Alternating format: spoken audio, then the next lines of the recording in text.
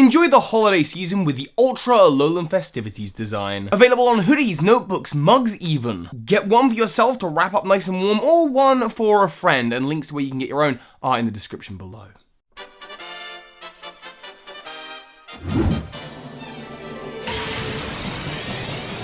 Hey Pokemon Masters, Burtkeeper Toby here, and don't Pokemon come in such a wide, wonderful variety of forms and colours and shapes? Aren't they cool? I mean, not all of them, obviously. You've got over 800 creatures and lots of them have different forms, so some of them are gonna look a little bit worse than others. Forms are really the thing that they like to hammer in. They're like, we're gonna just throw a new form on a Pokemon whether it needs it or not. And there's a couple that really irk me. So I haven't done a list countdown video in a while, and I thought let's just have some fun, have a little bit of a complain. Maybe some of your favourite Pokemon are on here, and if so, I'm really, really sorry. You're gonna have to let me know some of your least favourite forms, of course, in the comments. And let's just start off with number 5, which is actually 3 Pokemon. Oh yes, number 5, probably the least offensive Pokemon to me on this list. And that was Landorus, Tornadus, and Thundurus, the Forces of Nature trio. Now, let's be straight. Generation 5 had a lot of legendary Pokemon. It actually had too many legendary Pokemon. Like, Generation 6 didn't have a little mini legendary trio. Why not just put the Forces of Nature there? But on top of having loads of legendary Pokemon, they have these 3 each having an additional form, and these 3 Pokemon in their regular form look identical. I mean, they are just kind of a palette swap.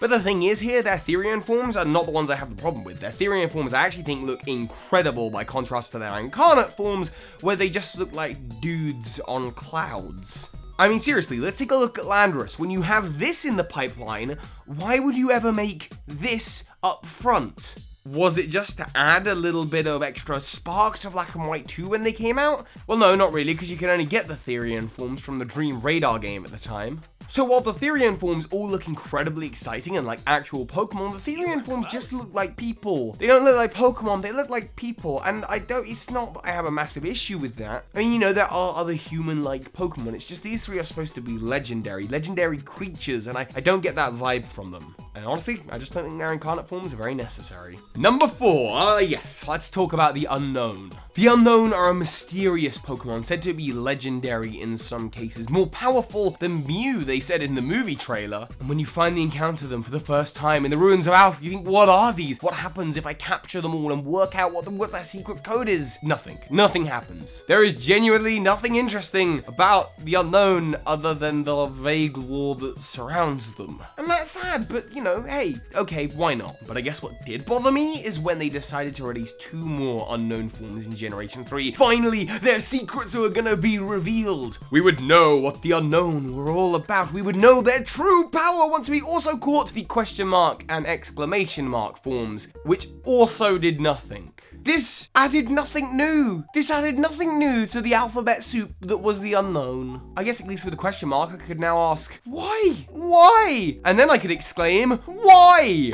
Oh, and then with the exclamation mark, I could exclaim, pointless. Or at least that's my takeaway. I'm still hoping for a new Unknown form that actually, you know, finally reveals something big to us. Number 3 on the list, I'm actually doing these 2 as a joint thing, even though they're separate Pokemon, and that is a Alolan Dugtrio and a Alolan Golem. And you probably already know my problem now just by looking at them. I mean, Alolan forms, what a cool idea. We could go back, we could take some of the old designs and just rework them a little bit and show them in different environments. We're gonna take these creatures and put them in environments they wouldn't normally be in, and some of the Alolan forms are some of the coolest things. I actually prefer Alolan Vulpix and Exeggutor to their regular forms. Alolan Vulpix is absolutely adorable. Alolan Golem and Dugtrio, on the other hand, what?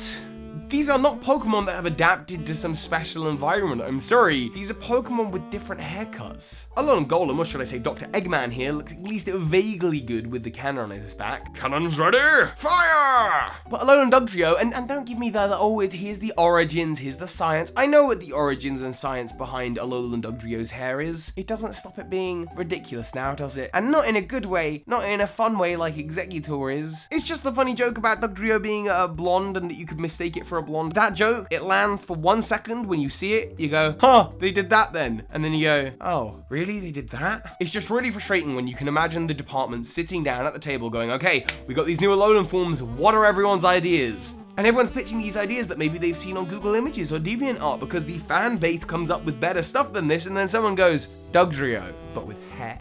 Just, no, Game Freak. Number 2, Xerneas. Oh yes, when Generation 6 came out, I was excited by the box art of Pokemon X. Yveltal looked good, but in that opening cutscene that you see the announcement trailer for X and Y, Xerneas looks stunning. Those jewels, the colors, the lights.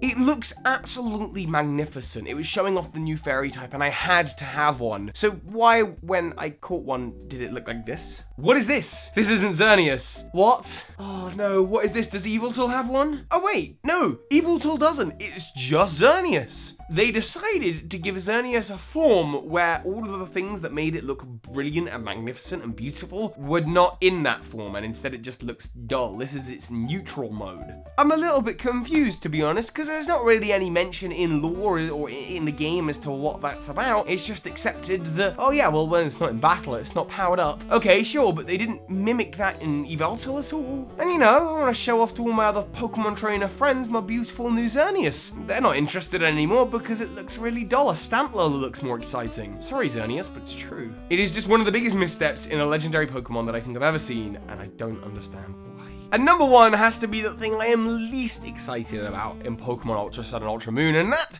is Lycanroc Dusk form. Oh yeah, don't get me wrong, Rockruff was cool. No wonder they wanted to add another form. It was a fan favorite, and in fact, both Lycanroc Midnight and Midday are really cool Pokemon with very clear differences in what they're about. Lycanroc Midnight is like a werewolf standing on its hind legs with a kind of evil look about it. It's got a much darker color about it, and Lycanroc Midday, man's best friend, a Pokemon trainer's best friend.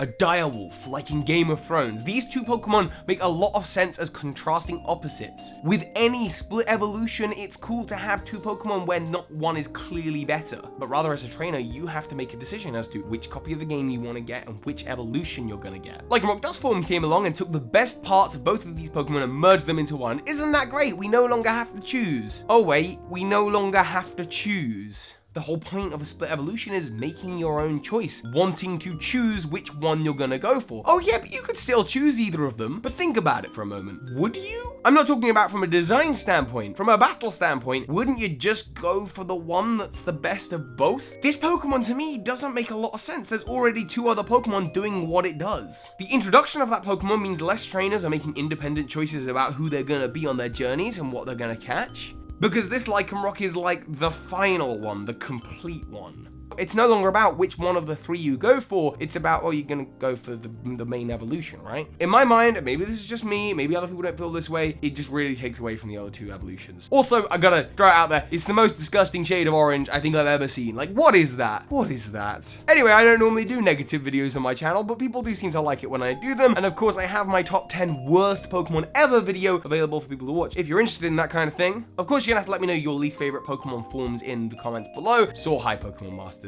Now more than ever, a special thank you to my Patreons of the month, the people who support this channel and keep it going.